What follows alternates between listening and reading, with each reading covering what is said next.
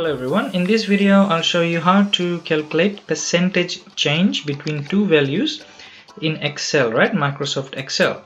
Now the formula to calculate percentage change is very simple. It's new value minus the old value divided by the old value multiplied by 100. We multiply by 100 because we need to convert our answer to percentage, right?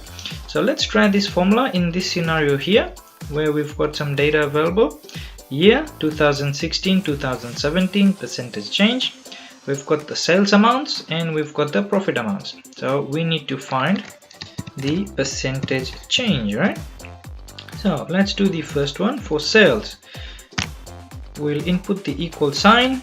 We'll have two open brackets and we'll use the formula. So new value, that's the new value because that's in 2017, minus the old value because that's in 2016, close bracket, divided by the old value is again the value for 2016, we'll close the bracket and multiply by 100. There you go. So the percentage change is 16.6%. Let's do it for the profit figures, right?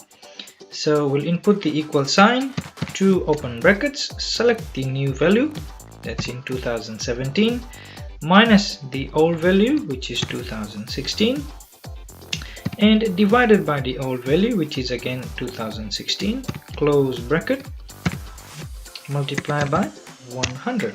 So there you go.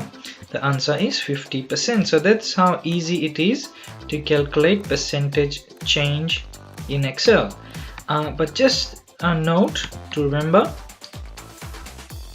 if you have your cells formatted to percentage, right, at the moment I have it as a number, so they're just normal numbers with two decimal places.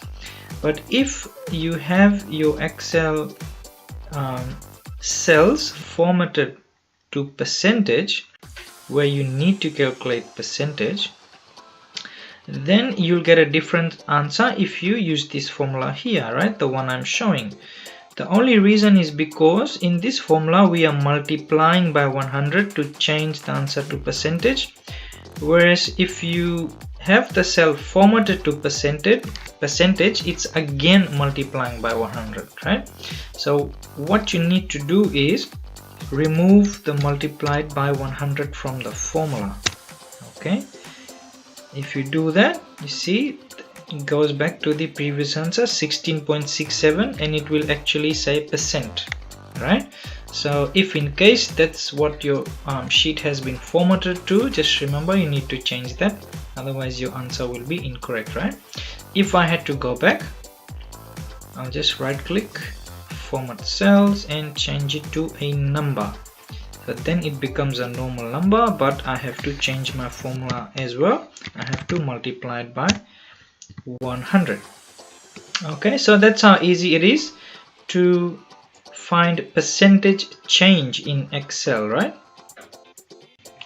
Thank you for watching. If you did like this video, please share and subscribe for more.